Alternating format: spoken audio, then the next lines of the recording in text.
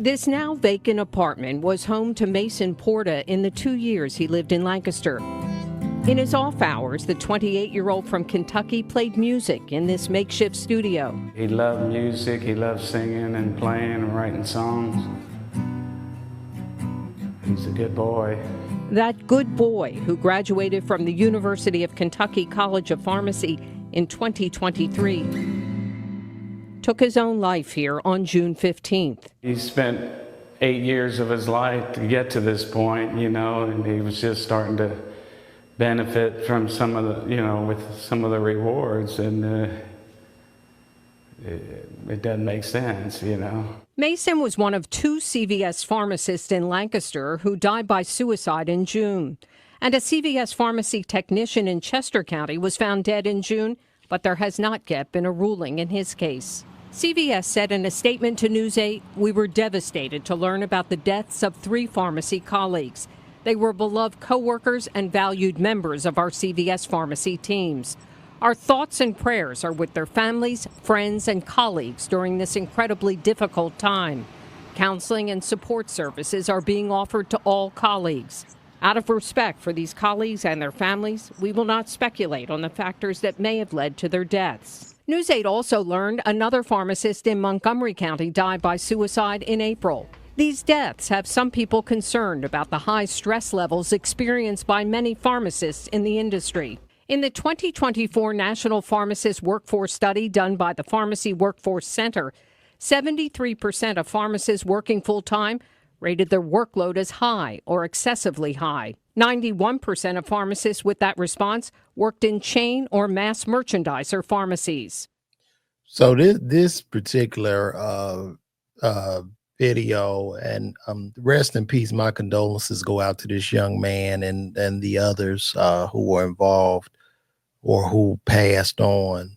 But as a former retail pharmacist, the stress levels when you're working in the retail environment, the parameters around a retail pharmacy are just, they're like almost ridiculous now, because these pharmacies are faced with like ever, lower reimbursements. So you need to push out more prescriptions, as well as do shots, as well as do PCQ calls, as well as answer the phone for the doctor, as well as deal with prior authorizations and anything that could happen. And what happens is these corporations, they don't want to give you the help or the necessary help.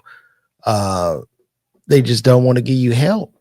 And so, people are walking into these stores. I used to often fill in at different CVS's, and I would walk into the store and the queue would be backed up. And what I mean by the queue is you come in and in the computer, you might have 15 pages in the red, meaning on each page is 15 prescriptions. 15 times 15 is what? That's like 225, something like that. And you have no help. It's you, maybe one tech, people in the drive-through. This is what I had often complained about, even when I won the Miller Lite comedy competition. It was me ranting about these horrific conditions that happen in retail pharmacy, and that continuously happen because now they're losing on the front end. See, when I was working, there was no Amazon. Well, I worked a little bit during Amazon, but now that Amazon has really come up, they're losing those front end sales. So you walk into CVS, you might see, one person at the front and the pharmacist in the back of a 10,000 square foot store. So this is really sad. And to any pharmacist, it's just not worth it. Just walk away. Just walk away. I was at my breaking point. Katie Forbes was a pharmacist at a high-volume 24-hour CVS store in Indianapolis for more than 2 years before she quit. Forgive me, but I'm about to go in. On social media, she blames unmanageable metrics pharmacists must meet and a lack of support for the staff. She emailed her concerns to the Indiana Board of Pharmacy and Professional Licensing Agency, but never filed a formal complaint. I was drowning every day.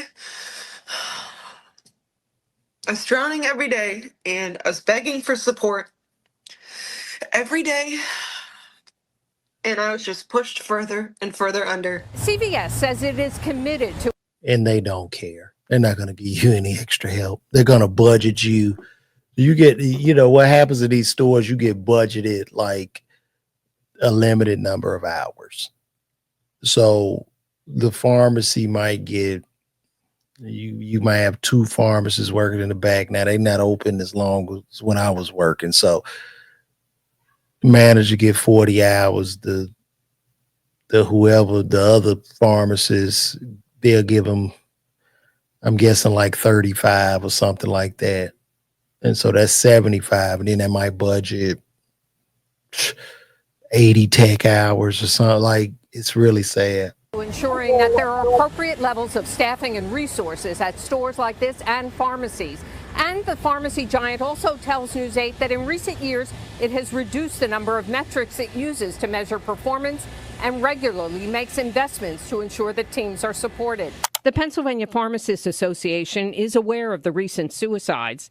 It says pharmacy professionals face demanding workloads, increasing administrative burdens, and at times difficult interactions with patients, all of which contribute to high levels of stress and burnout. Dan Hussar is a retired professor at the Philadelphia College of Pharmacy. He now writes a newsletter, The Pharmacist Activist. The most recent issue addressed the suicides. There have been isolated suicides among pharmacists before, but the suicide rate of pharmacists is higher than the general population. The most recent study in the Journal of the American Pharmacists Association says the suicide rate among pharmacists is 20 for every 100,000, compared to 12 for every 100,000 in the general population. That is insane. So what happens is this, and I know, look, I tell people all the time, I don't think pharmacy school is a good choice at this point. And I'm not trying to deter anybody from their dreams. But what happens is, kids coming out of school heavily in debt.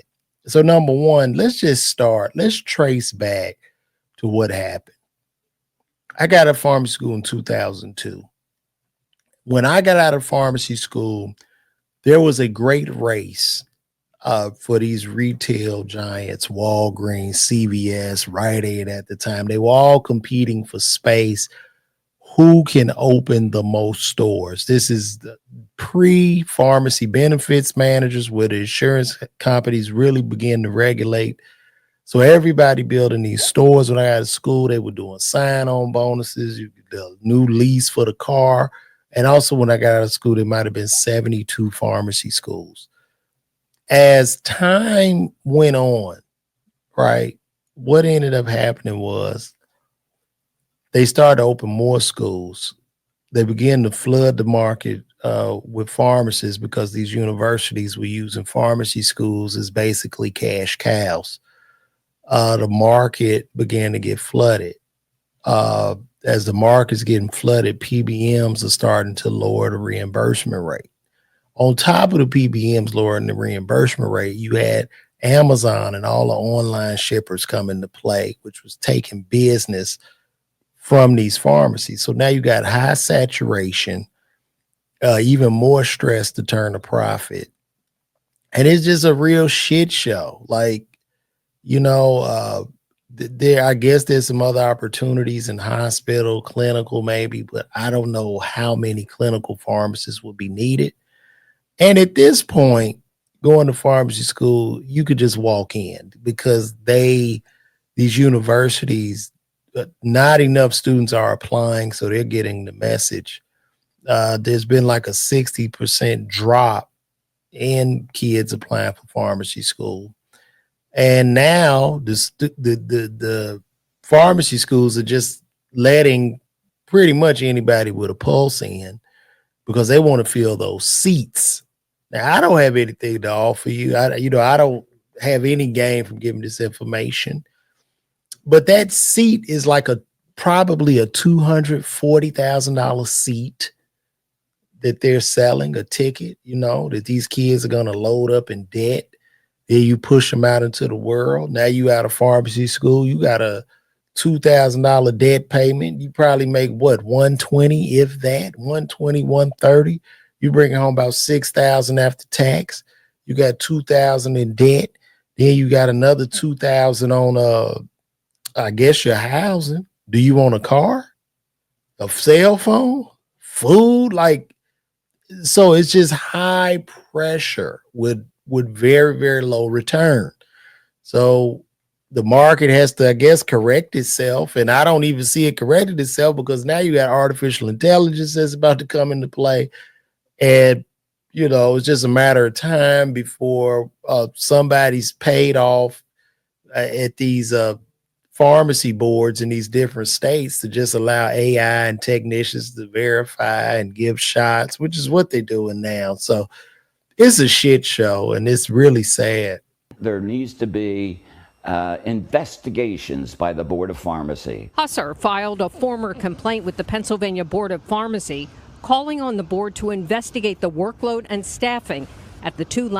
What happens with that when that Board of Pharmacy gets these complaints? Somebody's getting paid, so they just slide that shit under the table, look the other way. Lancaster CVS stores where the men work. Currently, Pennsylvania has no required staffing ratios.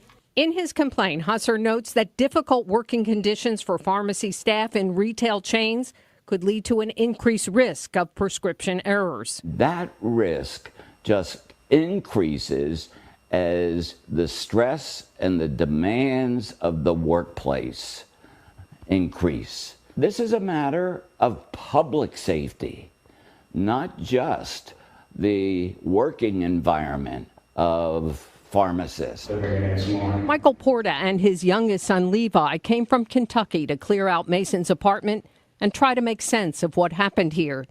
While Mason experienced depression, the family is now wondering if the stresses of being a retail pharmacist contributed to his death. I'm not bad-mouthing anybody. I just want light to be shed. I don't want another family to go through this. It's not right. We're all struggling. It's day by day. He touched a lot of people. I don't even really know what to think about it because I've never lost somebody like that. And then, too, it's so sad for this young man because becoming a pharmacist is not an easy task, right? You know, you have to study, you know, all the biochemistry, human anatomy and physiology, medicinal chemistry, biopharmaceutics, pharmacokinetics.